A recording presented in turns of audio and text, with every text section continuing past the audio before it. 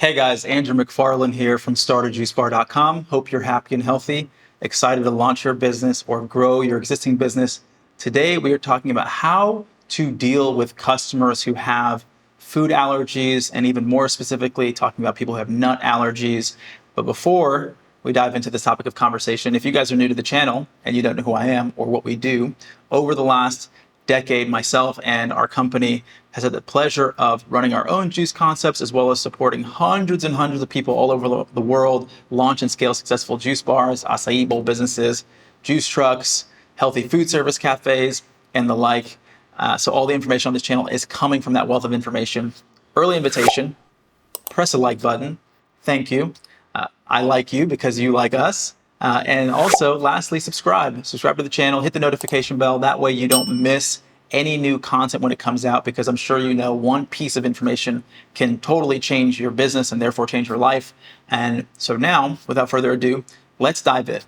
So if you are opening a storefront, or you sell smoothies, or you sell products that have allergens in them, you are definitely going to want to pay attention to everything in this video, because it could save somebody's life. And I'm not exaggerating, because I'm sure you guys know that people who have food allergies can die from them. Okay, people who have, let's say, for example, a nut allergy can go into anaphylactic shock and then therefore actually die. So this is why it is of the utmost importance that you pay attention to everything I'm going to share in this video and take notes, so you can make a clear and informed decision on how you are going to run your business when it comes to things like people having food allergies.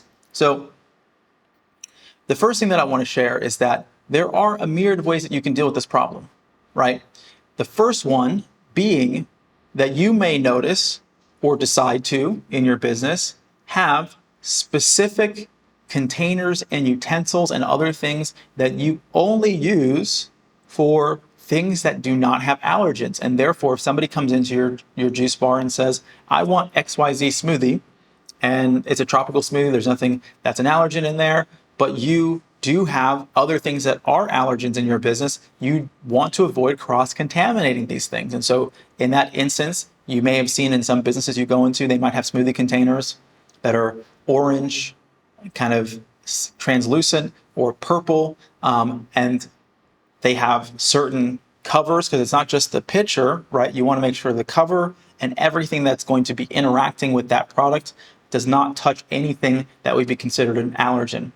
People with nut allergies tend to be the most severe from my experience and observation, but people have other allergies, right, that might send them into a spiral of having a bad reaction, and it's not just nuts. So that's the first thing that you want to think about. Okay, the second thing that I would recommend is in your business having an Epipen, right? If you don't know what that is, it's generally something that people would inject themselves with or be injected with by somebody else in order to reduce their allergic reaction that they might be having.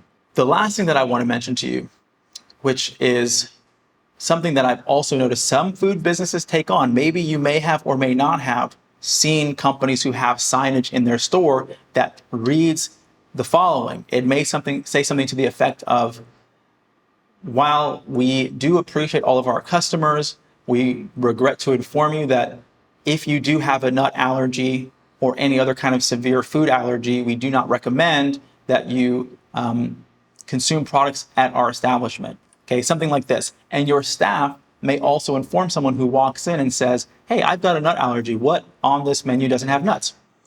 They might say something to the effect of, okay, so we do have containers that we use use strictly for people who have allergens, but we can't guarantee that somebody in our staff hasn't made a mistake or cross-contaminated. So if you have a very, very severe nut allergy or some kind of allergy that could be put you at significant risk of death, we regret to inform you that, but we just would recommend that you don't eat here, or you eat here or consume something here at your own discretion, because we do make our best effort to avoid this, but we can't guarantee, because the truth is you can't guarantee it. Even if you make all of the, you want to be as intentional as possible, you as a business owner can't afford to be in the business at all times watching what everyone does to make sure there's no cross-contamination. It's just impossible to do. So even with the best of intentions, you could make a fatal mistake that could severely harm someone, and my suggestion is that you make anybody who's making that decision aware of that. Because people who have severe nut allergies, they know what their situation is, and it's not the best thing to live with, but at the same time, they're going to do the best they can with what they have and know that maybe sometimes they have to prepare all their own foods, or who knows what the precautions that they would need to take, but it is the reality. That is generally my approach personally, because I would much rather have someone not eat or consume something in my business if they felt like they were at significant risk, even if we did take precautions, than to have someone consume something and then end up in a situation where that person died or had, to end up in the hospital because at some point there was something that we couldn't control, or I wasn't able to, give them 100% guarantee that there was no chance that they would have a significant nut allergy. Some people have the sensitivity where literally if something ends up on someone's hands and they touch something and someone touches that same thing and touches something else and then grabs the, jar, and it could just be a problem. So these things are very sensitive. And like I said before, it is for some people a matter of life or death. So you want to make sure you approach this with the utmost precaution and intention, so that you keep everybody safe, because at the end of the day, your business is here to support people's health. The last thing that you want to do is have someone end up in a situation where they have a negative reaction because of something that could have been avoided. So take as many precautions as you need to. And even if that means recommending that people who have severe nut allergies or other kinds of allergies that are very, very severe don't consume products at your establishment, while that is unfortunate, but it is, in my perspective, for the greater good. Now, ultimately, you as a business owner have to decide what you want to do. I'm just sharing my perspective and what I would suggest, but you have the information, and it's something that you guys can create your own policies and procedures and standards around in order to do what you guys feel are in alignment for you as a company. So I hope this has been helpful. If you guys need support with any aspect of your business development, whether it's just getting off the ground, you need funding, you want to put a business plan together, we can help you with that, all the way to opening your business as well as in an ongoing fashion. We have a full spectrum development firm. Reach out to me at Andrew@StartAJuiceBar.com.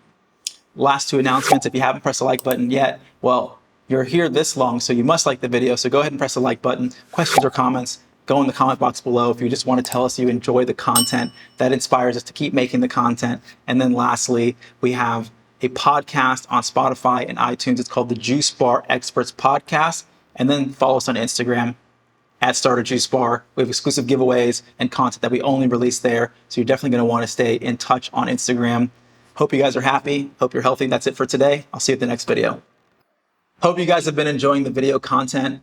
If you're inspired to learn even more about how to start your juice business from scratch, for you, we have a free ebook. It's called the 15 Steps to Starting Your Juice Business. And this is going to go through a high-level overview, through a step-by-step process on how you get your business off the ground. Everything from, branding, menu development, finding the right location, and more. This is going to be a clear roadmap so you know how to go from where you are all the way to opening your store. If you want to go even deeper, we've also created an online course. It's called the Juice Bar Master Blueprint. This is going to go into great depth on everything from how do you put together and think about recipe development? How do you cost out your menu and what's the math around it? What equipment do you need? How do you design your store? How do you find the right location? And so much more. I know you're going to find a lot of value out of both of these. There's links in the description below. So I hope to see you guys at the next video, and enjoy.